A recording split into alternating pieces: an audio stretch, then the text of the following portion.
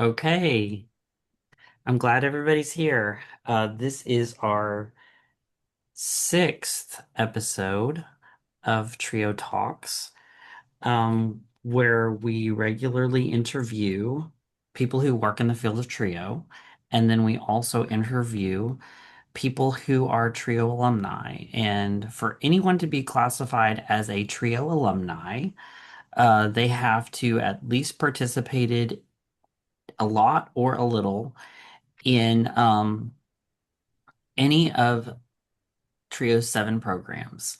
So those programs work with students to get into college from high school or middle school, or work with college students and prepare them for either graduation or going on to graduate school.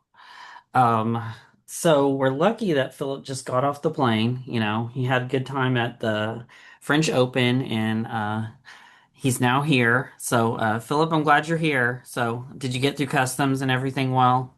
Yes, thanks to technology.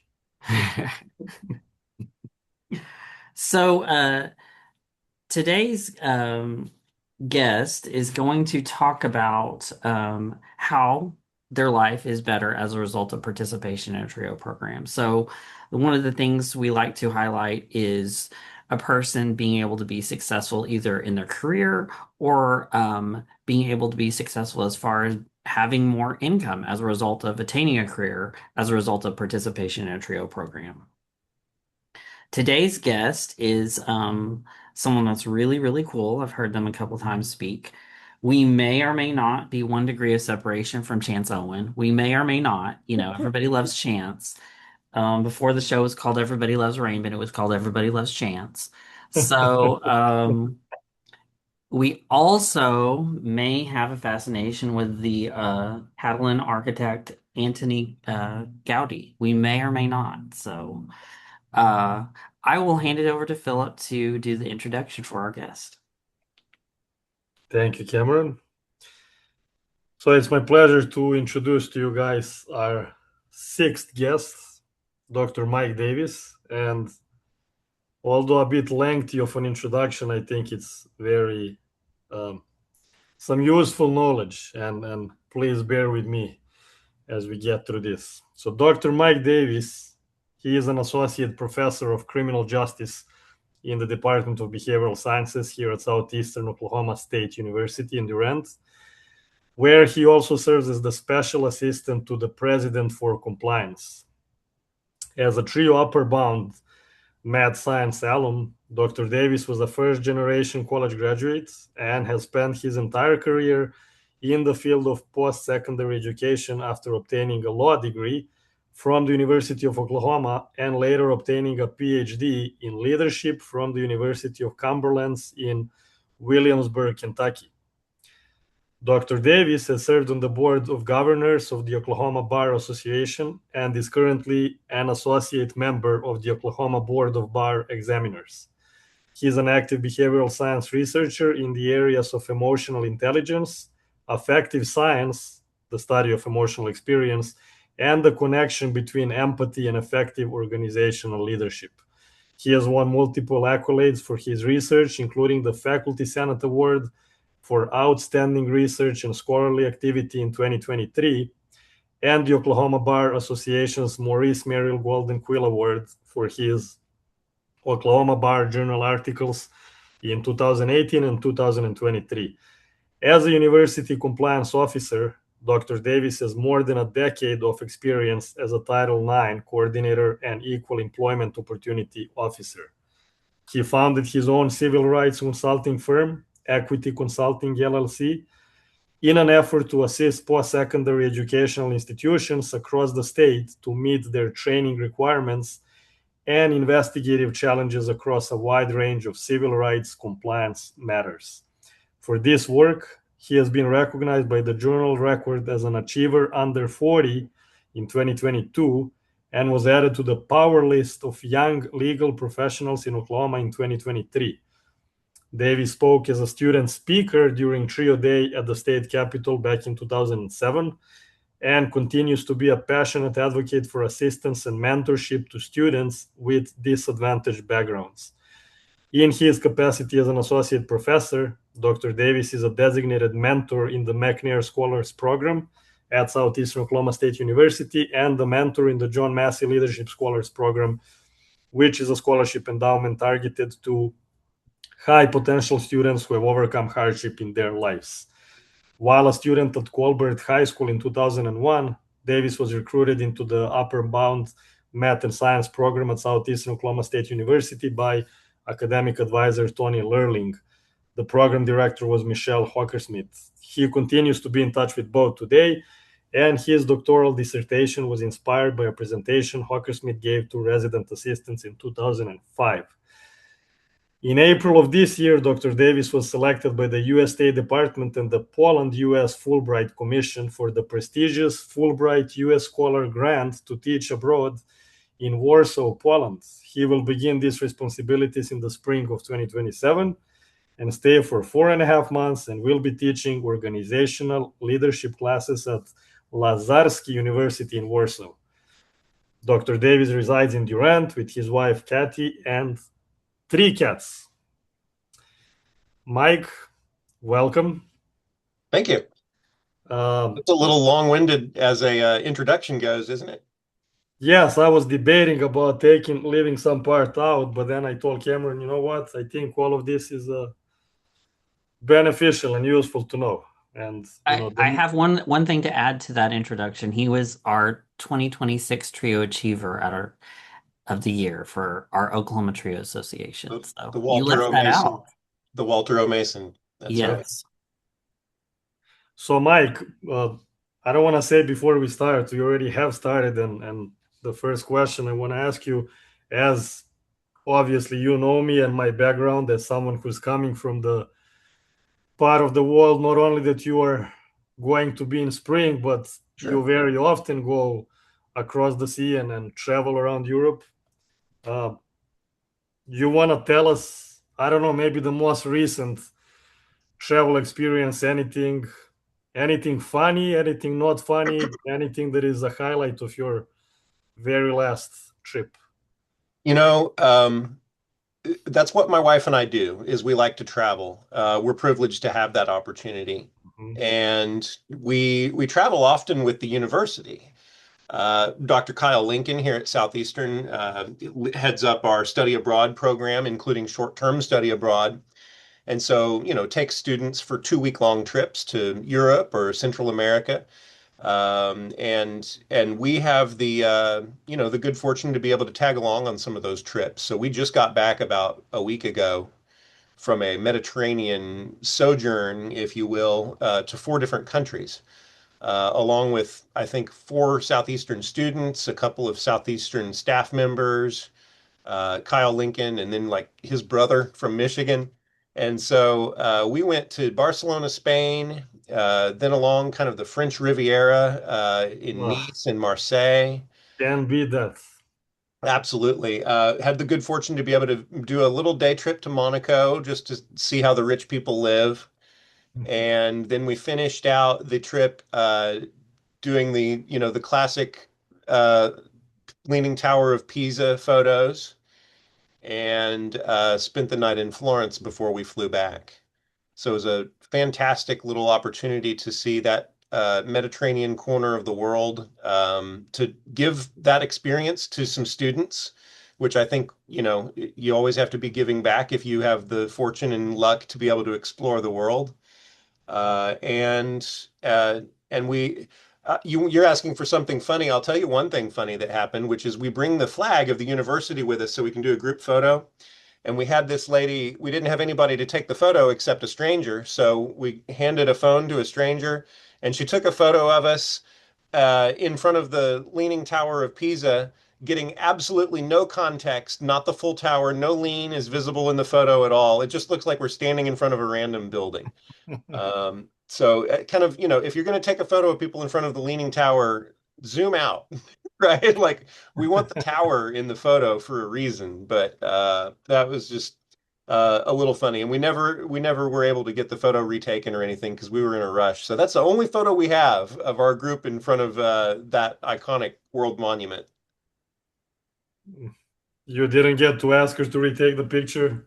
No, that was we didn't even look at it until later, and then we realized how Late. basically awful it was. But that's just the nature of asking a stranger to help.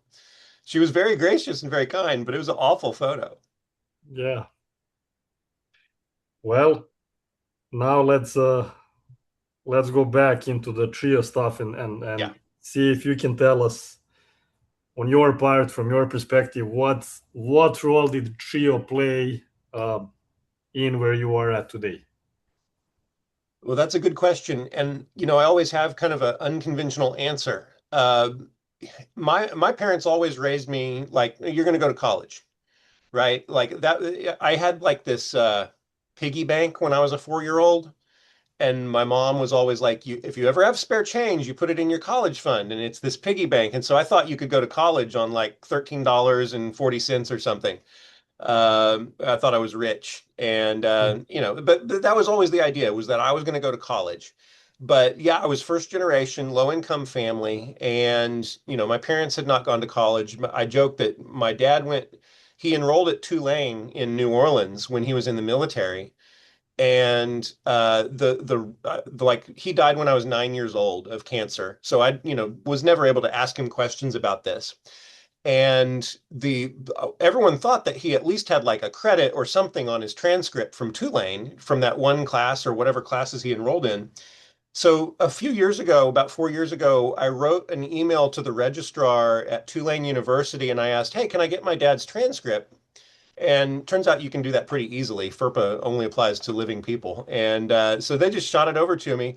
He had a W because he withdrew from Spanish. I have no idea why he enrolled only in a Spanish class at Tulane University and then quickly withdrew. But I kind of like the idea that maybe, he met some woman who spoke Spanish and he was trying to learn the language to impress her or something far before he ever met my mom back when he was in the military. So that was the only experience anybody in my family had with college. And so the plan was that I would always go to college, but I definitely needed the resources of, some type of assistance because I remember, living in Durant and participating in Upward Bound Math Science. And I was flipping through they used to actually print the catalog back then. You'd flip through like a magazine that looks like it's the course offerings and stuff like that.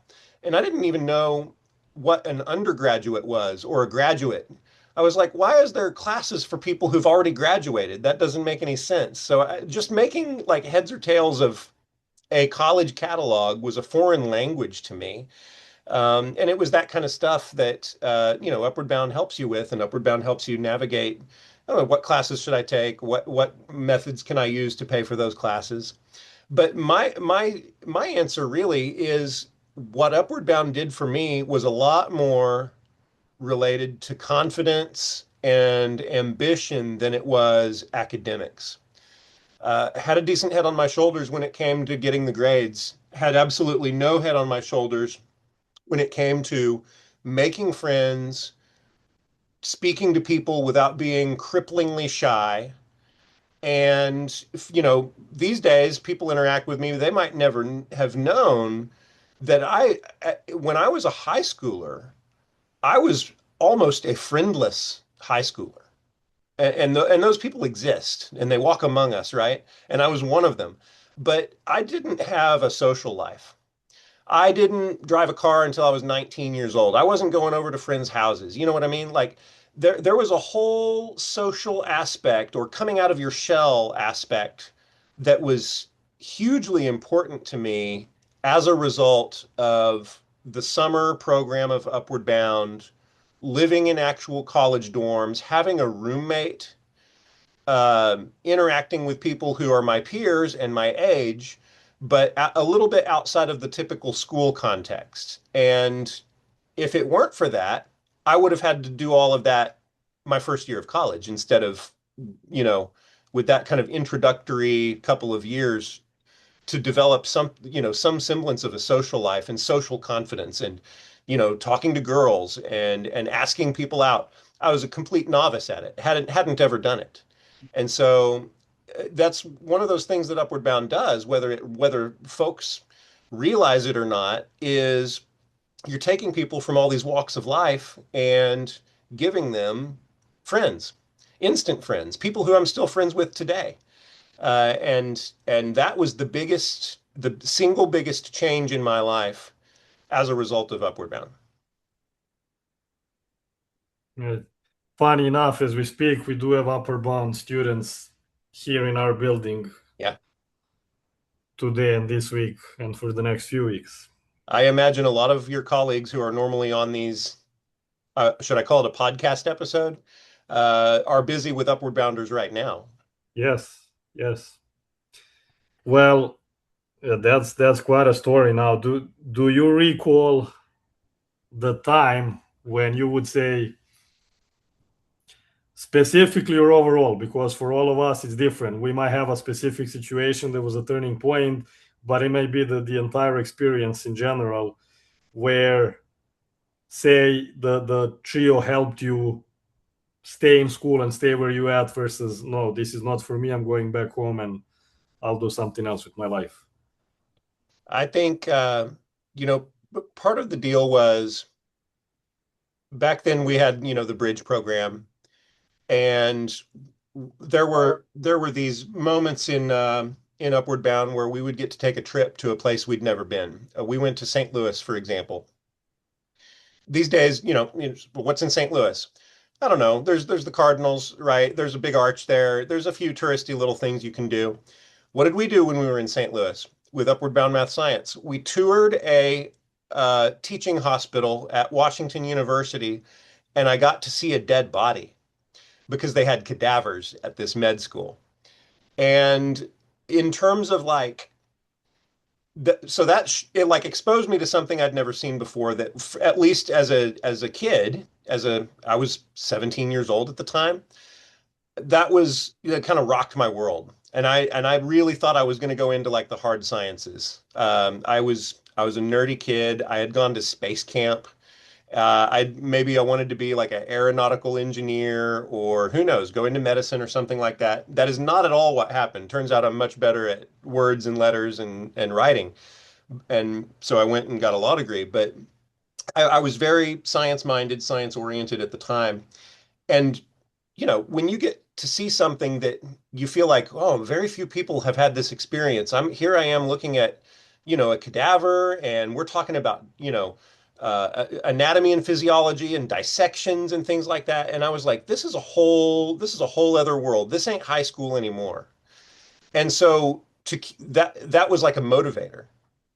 Um, where I knew I was like, okay, I belong not just in this program, I belong in college because I want to keep seeing this new cool stuff, at least new to me, and have the opportunity to, who knows, work in an industry where I feel like I'm a part of something unique and interesting. And I don't know why I mean, it sounds maybe morbid in a way. I don't know why seeing a cadaver was part of that for me, but it made me feel like I was in something of an exclusive club.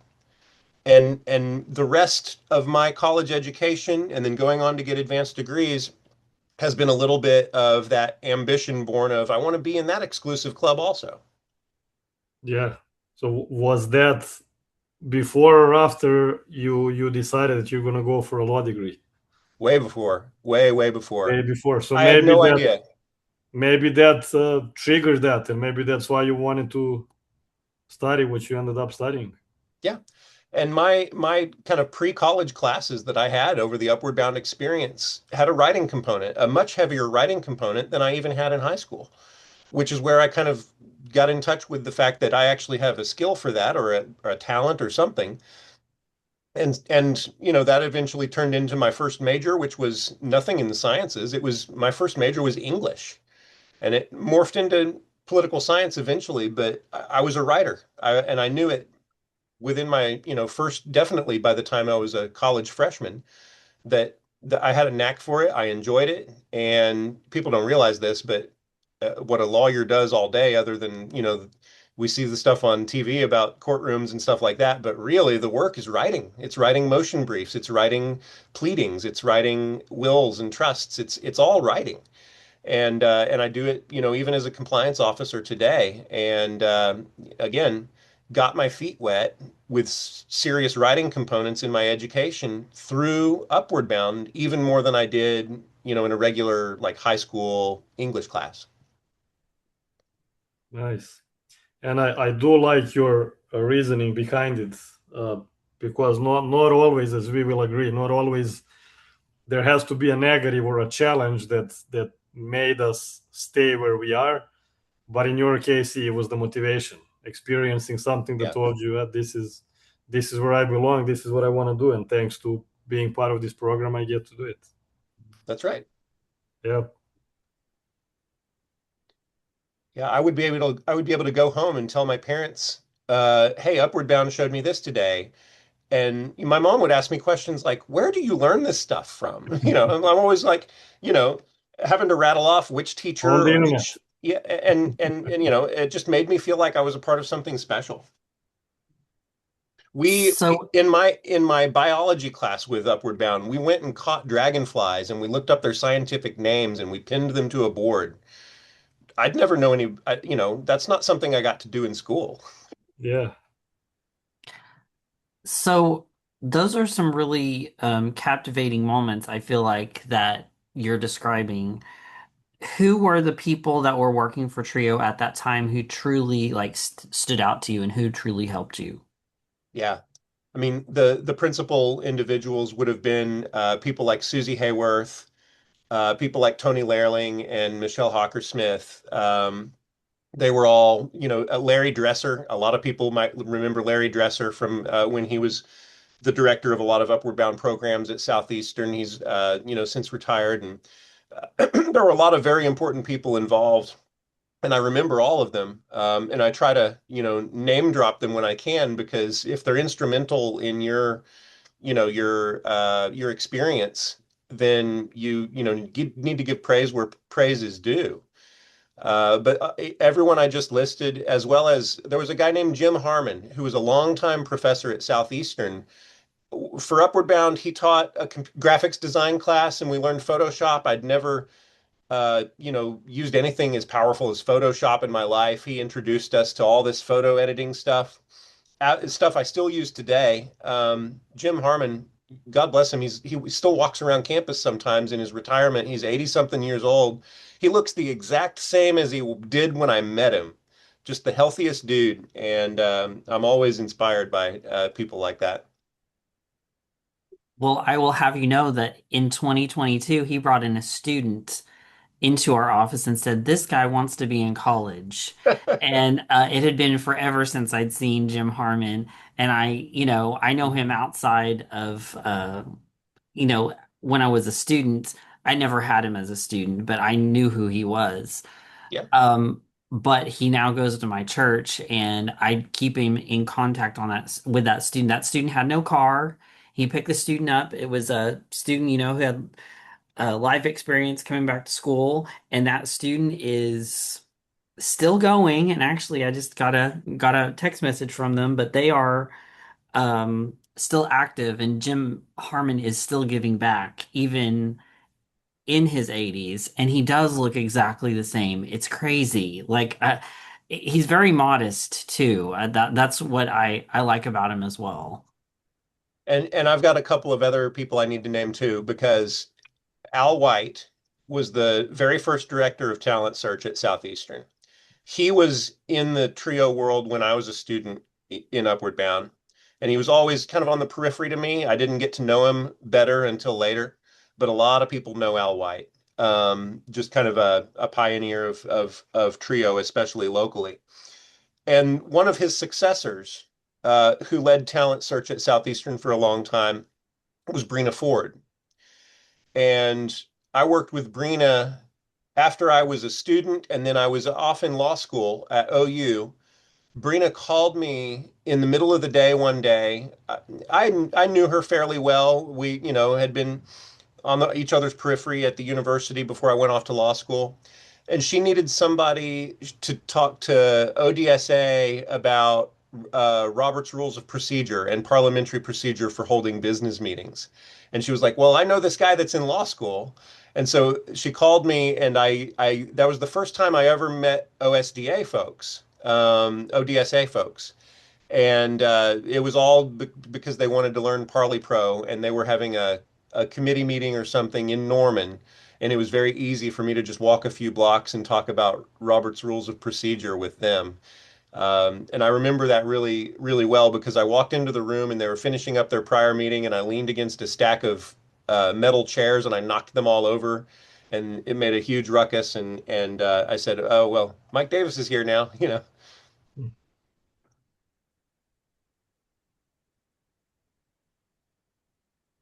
But Okay, she really meant a lot to me. And I'm glad that we're honoring her memory with some things that are in her name through the programs that you guys administer.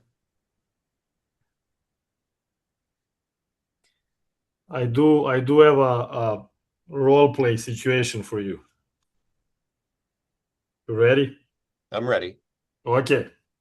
So last time I think we were with our last guest, we were in the present, but with you, we're gonna go 8, 9 months ahead of ourselves. So we'll be in the future, spring of next year. Yeah. You're in Poland as it's planned. Yep. Uh, one day over a weekend, you decide to go for a run. For those of you that don't know, Mike enjoys running, and I'm also personally trying to motivate him to run more, and we kind of push each other. But anyways, back to the next year. You go for a run. You had a good 6, 7 mile. Just it was a perfect day. It is a perfect day. We're in a future, but present. It's a perfect day. You're feeling great. You're tired, and now you're just walking to kind of cool down. And you decide to sit down at at the patio somewhere in the city at the restaurant, order a drink, just enjoy the view and be happy that you accomplished something this morning. And then this kid walks up to you, awfully looks like you, but younger you. He's wearing glasses, his hair is a little thicker, but he speaks to you with a perfect English so you guys can talk and you start having a conversation. You don't know who he is. But a few minutes into the conversation, you realize and you say to yourself, gosh, this is me. I'm talking to my younger self. So you are talking to young Mike, 18 years old. Okay. And before the end of the conversation, when he is about to leave and say bye to you, what do you tell him as far as the life advice and something that you from today or you from the next spring, everything that you know, what can you share with him that would be benefiting him? Yeah. I know exactly what I would say, which is I have spent so much of my life stressing over things that I need not have ever stressed over. And so I know exactly what I'd say, which is do not psych yourself out. There are certain things I know that I have abilities and areas where I'm always uncertain of myself or hesitant.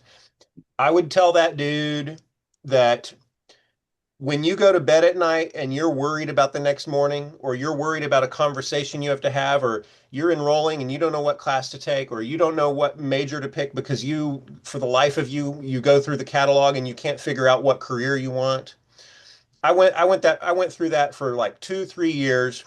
I literally ended up going to law school not because I necessarily wanted to be a lawyer, but because I couldn't think of anything else. And I was like, well, I'm sort of good at this, so I might as well go to school for 3 more years. That was pretty much the reason I went. But a lot of this was psyching myself out. I kept thinking, well, I'm just not ready for the workforce, or I'm not ready to go work a real job, or I'm not ready to. I mean, gosh, before I proposed to Katie, I half psyched myself out thinking, well, I shouldn't propose, or I'm not ready for this. I always was for everything that I did. I was, in fact, probably over prepared compared to most other people for whatever reason. But I would constantly psych myself out and say, I can't do it, or I'd get my feet wet doing something and I'd get that imposter syndrome where I feel like I don't belong here. And everyone else around me looks very confident, so they must feel like they belong here. Well, that's a mirage. None of them ever feel as confident as they look either. They're faking it till they make it. And I'm a big believer, honestly, in psych yourself up instead of psych yourself out. Fake it till you make it. Act like you belong. project to yourself and to others that you belong, and you will make your life 10 times easier. And I don't just mean in academia, I mean in social situations, or you're thinking about leaving because you don't feel like you belong in a, whether it's a party or a meeting or a gathering or a conference. I really I feel like we have to put ourselves into a mental place where we actually feel like we deserve to be there. And I think that's got to be a similar experience for a lot of people who were first generation college students who, may not have had a parent tell them what college is like, may not have had, that person in their family or in their life that can tell them what it's like to live in college dorms or to, build friendships on a campus quad. Like you're always a fish out of water because nobody's prepared you for this and nobody's been able to talk to you about what it's like. And you have to psych yourself up and say, "Yeah, I do belong here. I'm just going to act like I belong here. Everybody else is going to think that I'm confident, and then it's not going to be awkward." And it's true. 99% of the time that works. You just have to do it. The, I love that last part. 99% of the time it works. You just have to do it. Yeah. If we don't do it, we won't know if it works or not. Yeah. I remember I walked into my first class that I was teaching. I was 25 years old. I had just graduated law school. This fellow who was teaching political science, he was teaching US government gen ed class at Southeastern, had to leave in the middle of the semester. So he had Mm. taught the class for half a semester, and the department chair, Bruce Johnson, he was looking desperately for someone to teach out the rest of the class.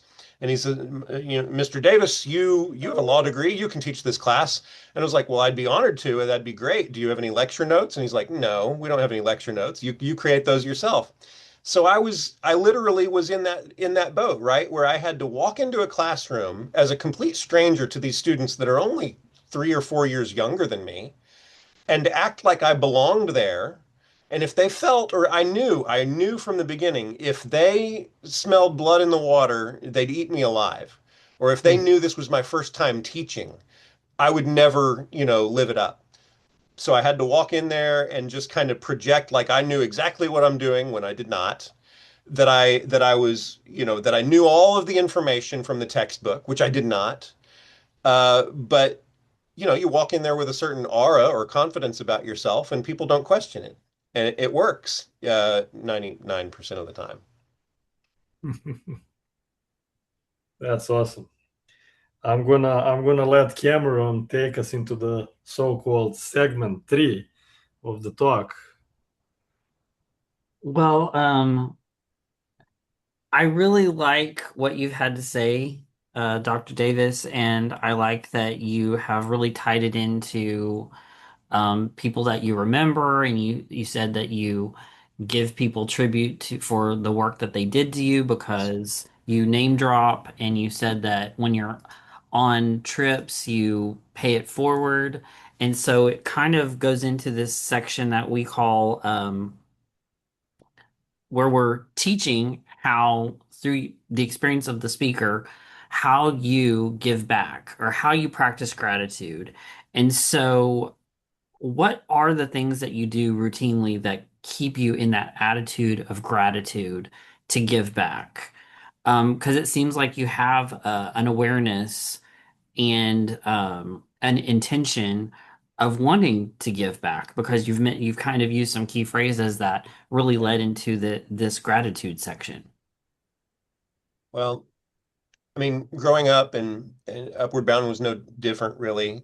The most serious, influences in my life were my family and my teachers. That's probably not unique to me.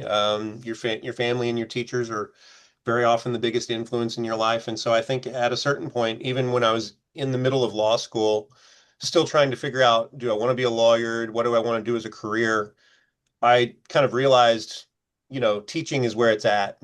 Teaching is maybe the perfect profession in a way, especially for somebody like me who's, I'm not all about profit and money and making it rich or whatever. I've really been more about I want to go to work every day feeling like what I do matters. We all only have, I mean, we all have a ticking clock, our own amount of time here on this earth. And I want to spend it doing something that I felt was worthwhile. Teaching might be the perfect profession for that because it's fulfilling on a daily basis. It's not the most financially stable thing in the world, but it's a professional profession. And you can make ends meet, when you have to. I found kind of that passion for teaching as soon as I graduated law school and started teaching part-time in the gen ed program at Southeastern and realized I that's what I wanted to make my career. I was working in housing administration, I was doing some legal work, but I knew as soon as I got a taste of teaching that my place was standing in front of the room, giving people the information they need to succeed, helping them understand, a complex world. I now teach in the Department of Behavioral Sciences, in the criminal justice program, where, I mean, it's probably not a surprise to anybody, but all you need to do is watch the news every day and realize how a single day's worth of news can change my entire curriculum.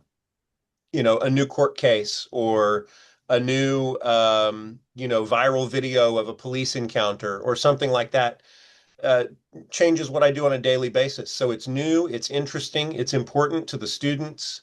I get to be an advocate for my students. I get to be a McNair program mentor.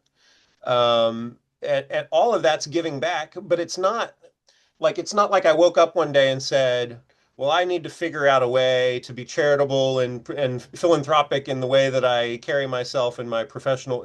It has nothing to do with any of that. It just has to do with it's the perfect combination of mission and purpose in my own life, automatically leads to, being something of a teacher and mentor in other people's lives. And I've had the privilege of making a career in education, biggest privilege of my life.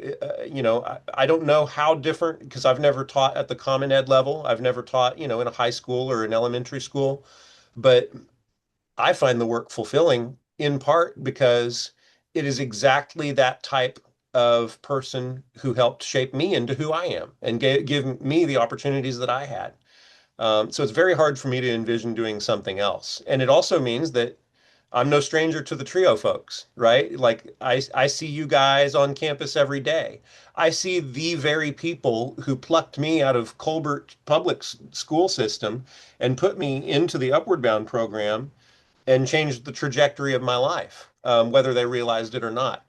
I talk to people, when, trios always, always is going to be included in the federal budget and all this kind of stuff. I talk to people about trio as often as I can because, I'm something of a evangelist for its merits and its importance to the country.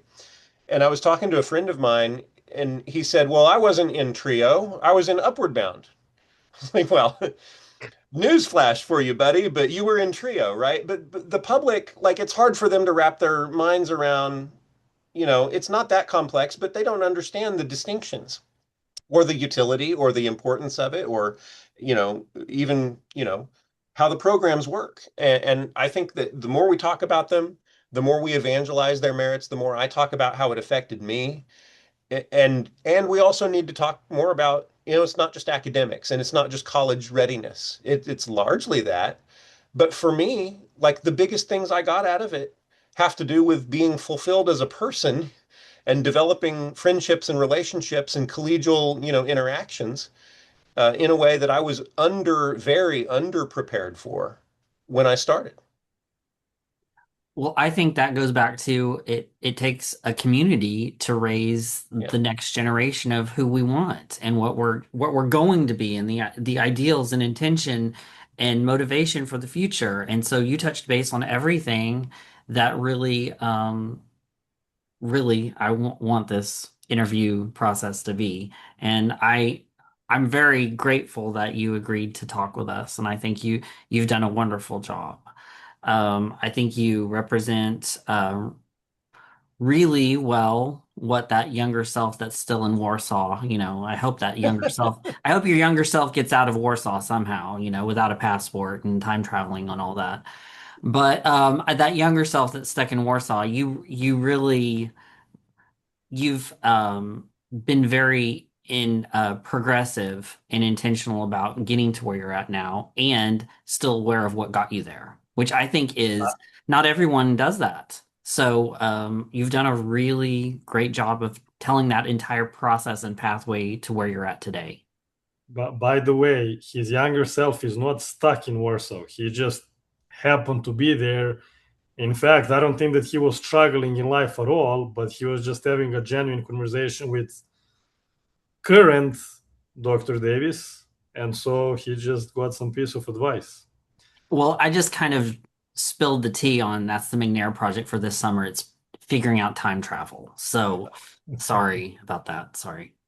I have all the faith in the world they'll figure it out. But my younger self would not have imagined that I'd be teaching abroad, that I'd be teaching, much less teaching abroad in a foreign country, much less teaching abroad in a foreign country for 4.5 months. But it's that again, it all comes back to confidence. I wouldn't even have applied for that opportunity in a prior life. But you can't rest on your laurels. And once you get comfortable in a place, you're not challenging yourself if you stay there. And if it weren't for a lot of the folks in my life, and if it weren't for my trio experience, it's so tempting to just do what you're comfortable with. It's so tempting to say, well, this is the rest of my life, and I'm gonna go steady as she goes in a simple job, simple life, simple family, all those kinds of things. And there's nothing wrong with that. But it's that just to go one bridge further can change everything in terms of your outlook, in terms of your ambition. And once you succeed at something that you were hesitant about, it becomes addictive. I've sort of noticed. Mm. And so I'm always looking like one step ahead because I feel like we're kind of wired as human beings to be happiest when we're working towards something. And once we've accomplished something, well, okay, now that's in the past. And even if it was a huge deal to me, it's past tense. So what am I doing now?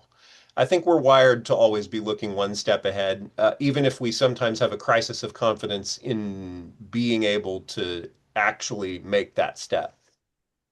Well, and I've seen students that come in later to college and they were a couple years after you in Upward Bound, but they were part of that bridge program. And that really, we no longer have that here, but some Upward Bound programs still have those bridge classes that you can take at the university and transfer into that university or transfer as credit somewhere else.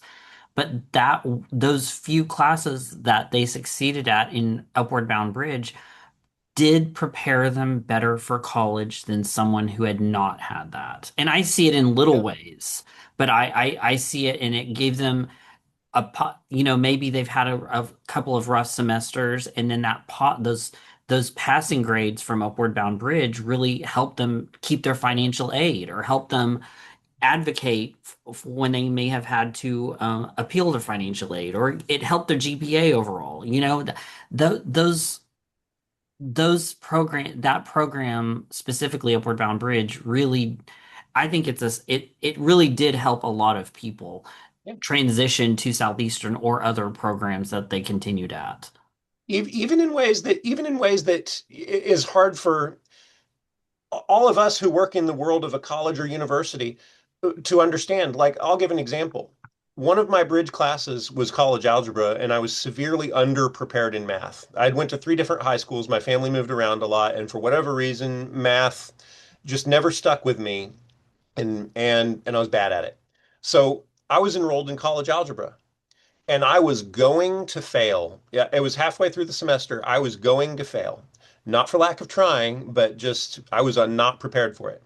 I remember going to Tony Lerling's office, who was the academic advisor for Upward Bound Math Science at the time, and I begged him, I said, please let me like drop this class or something like that. And he had no problem with it.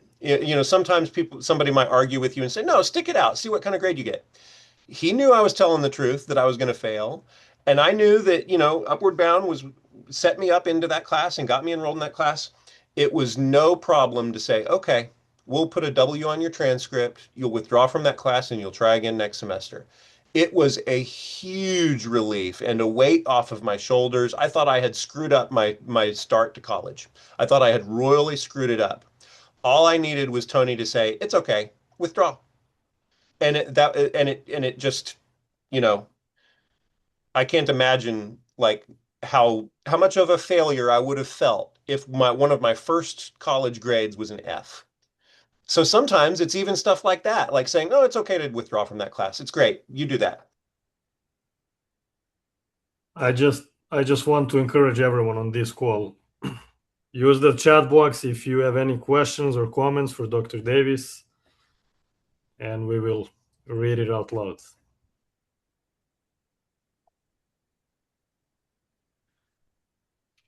If So there did are you no end up questions, it just means I'm doing a great job at answering them preemptively. I have a question actually. did you end up retaking that math right next semester? I didn't. I never ended up taking college algebra again. I took a separate math class that sufficed to meet the gen ed requirements. In fact, it was through the honors program. I got an honors program scholarship, and I took honors logic with Brett Elliott. And I got a B because math still wasn't really my thing. And but I never ended up having to take college algebra because I didn't major. Although I thought I would, I ended up not majoring in the sciences. So Angel made a comment. Mhm. Uh, she said, I really identify with what you said about psyching yourself out. I'm first generation as well, and navigating college has been a challenge, not only with academics, but the other aspects that come with it, as well as like social skills, relationships, time management, and leadership. So far, every time I doubted myself, but still went through with the experience anyway, I have not regretted it once. I've even excelled in these situations. All it took was faith in myself and a few people like you that believed in me along the way. Good luck in Warsaw. You will do great. And hopefully, you actually will run into your younger self. That's pretty great. I ran into Angelica in the office the other day, and we had a brief little chat. We go back a few years, and she's doing fantastic, as I'm sure is no surprise to anybody. But it is interesting that we, had the same challenges, and they were not academic so much as they were feeling like you belonged and being able to develop relationships and friendships. Social skills, I mean, you can't teach them in a classroom setting, right? You can tell people how to win friends and influence people, and you can read the Dale Carnegie books, but it doesn't work unless you get practice at it. And I think a lot of the most important things to me have been people who have been making friendships easier. Alexis says, I really needed to hear these messages today. I am grateful to have learned about your transformative experiences. It's helped with my confidence in my first week as an upward bound tutor mentor and in student support services and as a McNair scholar. Thank you, Dr. Mike Davis. And then Great. Harris says, thank you for the knowledge and experiences you have shared with us. Thank you, Dr. Davis. I do have a question, actually. Um, so you talked about imposter syndrome. Mhm. So how did you I'd like to know if you had a feeling of feeling out of place while in grad school at OU in law school. If you did experience imposter syndrome there in any way, how did you overcome that? And I wonder if your trio experiences helped you anyway overcome that. So when I went off to Norman in 2007 for law school, I drove up there. I figured out how to get an apartment, rent an apartment, those kinds of things. I pull up to the actual law school building, which is on the south part of campus. It's its own little building. And I'm driving a 1995 Buick Century station wagon with a giant dent in the side from an accident I got into when I was in college. I drive my beater station wagon into that parking lot and pull into a empty parking spot where to my left is a really nice silver Lexus and to my right is a Maserati. The children of doctors and lawyers go to law school. I mean, lots of people go to law school, but oftentimes it runs in the family, and very rarely is it a first generation college student, right? And so I knew at the moment I was in the parking lot that it might be a challenge to fit in this place. based on the cars that were around my car. And it was absolutely true. Of course, you get into the classroom and you have these people who are on an extra level of self-assuredness and confidence because they've never known anything else. Mhm. They might never have felt, and I don't know, I'm making an assumption here, but they may never have felt out of place anywhere they were in life, right? And here I am wondering whether I belong. Luckily, I had already gone through those experiences and knew, just suck it up, fake it till you make it, and you'll get through. And that's exactly what happened. I ended up having a crisis of confidence in law school. I sometimes tell the story about how I thought maybe I'd drop out of law school and join the military, but I didn't want my mom to know. So I took my certificate, my diploma, out of the diploma holder, and I gave it to the military recruiter. But I had to put something in there so that my mom wouldn't notice it was missing. So I had a certificate from golf cart driving or something, and I put it in there, and she never noticed the difference. I ended up not dropping out of law school and joining the military. But, of course, I was exactly the kind of person that should have a crisis of confidence in law school because, statistically speaking, I was one of the least likely people to be there. And so, you just have to kind of swallow that hesitancy and that self-doubt and shrink it down to a little, it'll always be with you. I'm not saying you can just ignore it and it goes away. That's not true. But you have to swallow it, look past it, and figure out that it's mostly just a fear. It's not fully rational. We're used to feeling like maybe a fish out of water. And then you wake up every day like you belong, acting like you belong there, and eventually it does feel like it. Eventually it does. You do realize, maybe I do belong here. It just requires that gumption, I guess you could say. Alexi said that this hits personally as her phone is overheating with in her ancient grandma keys currently. We all Hmm. start somewhere. And as Cameron was asking you the question, Darla was typing out and asking, do you still fight with imposter syndrome? And if so, what advice would you give the trio population? Yeah. So, th- like, luckily, I have some experience with working in the Department of Behavioral Sciences, and my neighbors and the people who are in the offices next to me are all professional psychologists and research psychologists. And so we've had long conversations about feeling out of place or imposter syndrome, or even just like crippling anxiety, panic attacks. The people are all wired differently, and it might manifest in different ways. Uh, and just normal social anxiety is put under a magnifying glass when it's an abnormal situation for yourself, right? For some people, it can be as simple as like going to a wedding, completely non-academic, non-professional, but everybody looks so nice. Do I look nice? I'm not sure. Maybe I underdressed, and then you're now the whole day is going to be nothing but self-doubt. Did people think my shirt was wrinkly? Right? Like I didn't know the lyrics to that song. Do they think that I'm not in touch? It's constant echoing in your head that maybe you don't belong in this setting, whether it's a social setting, friends, family, anything like that.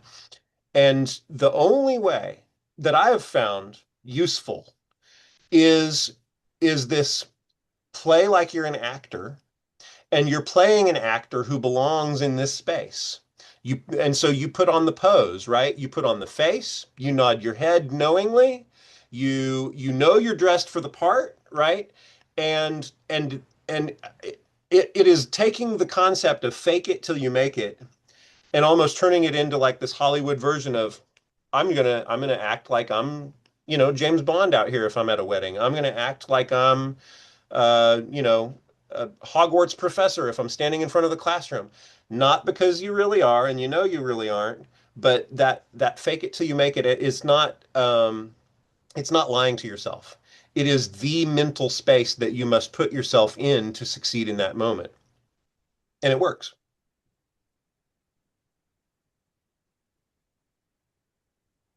And it's also in its own way, it's like a quiet acknowledgement that everybody else does it to some extent too. We just don't know it because it's happening inside other people's heads. I Yeah. think mind reading is next on the research that McNair is going to do this summer. So Yep. You're dropping hints. You're dropping too many hints, Dr. Davis, of what McNair is going to figure out about the world. They've got their research cut out for them. Yeah. Well, thank you very much for all of your time and great experiences that you've talked about, and definitely very, very giving. And you just had a great story, and I liked what you said about wrapping it all together because each week we have a guest that just fits everything so completely well together and perfectly put in place of everything that we're needing to talk about right now because everything is timely right now. And I'm glad you talked about telling people that they are TRIO alumni. And I think we do a better job of educating students that they are TRIO alumni than when I was in student support services 20 years ago. Yeah. But I think we need to hear these stories of how things are very, very successful and how it's helped you move forward in your career and helped you give back in ways that you wanted to, which you may or may not have been able to do before. But I'd like to make the connection of our next week's guest is Mr. Tosh Miller. He's the Student Support Services Director at Northwestern Oklahoma State University. And I always like that our next week's guest so far has always been in the week before. So Tosh will talk about students that have been helped through their student support services program in Alva, Oklahoma. But very, very, very thankful to you. And we have some other messages in the chat. Thank you for saying fake it till you make it to yourself. You are playing the best version of yourself, which is still 100% you. That's what Angel said. And Darla says, thank you, Mike, as always, an amazing visit. It's been So my Fake it, pleasure. I fake it, appreciate you guys doing this. fake it till you make it is not lying to yourself. It's not. And yeah, I also noticed that it's kind of cool that uh, whoever is the upcoming guest does join the previous week. It's kind of like a pattern since the beginning. it just shows me how timely this is and what we're doing is good. And so I appreciate all of your input with all of this. Thank you very much, Dr. Davis. And you're always welcome to view future episodes. Absolutely. I appreciate it. Thank you. Thank you. Have a great day. Thank you, Mike. See ya.